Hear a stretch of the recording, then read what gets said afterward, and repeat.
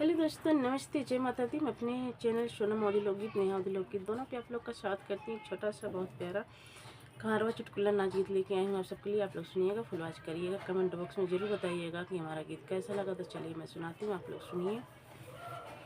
नैनी मारथी नजरिया सहारिया में, ननदी मारथी नजरिया सहारिया में, सहारिया में हो सहारिया में, ननदी मारथी नजरिया सहारिया में, ननदी मारथी नजरिया सहारिया में। हमरे ससुर जी के बागा बगीचा, हमरे ससुर जी के बागा बगीचा, ननदी तोड़थी ने भूलवा दोपहरिया में, ननदी तोड़थी ने भूलवा दोपहरिया में, ननदी मारथी नजरिया सहारिया में, ननदी मारथी नजरिया सहारिया में।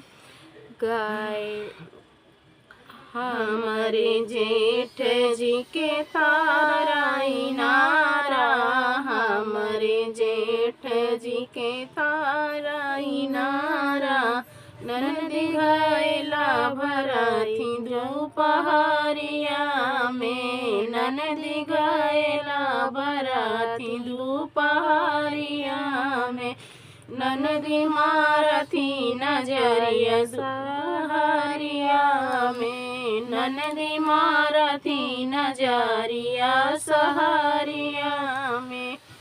हमरे देवर जी के माला दुमाला, हमरे देवर जी के माला दुमाला, ननदी झांकती खिड़किया दोपहरिया में, ननदी झांकती खिड़किया दोपहरिया में, ननदी मारथी नजरिया सहारिया में, ननदी मारथी नजरिया सहारिया में, ननदी मारथी नजरिया सहारिया में। हमरे बलम जी के सेजा सुपेती, हमरे बलम जी के सेजा सुपेती, ननदी से जिया सूतथी,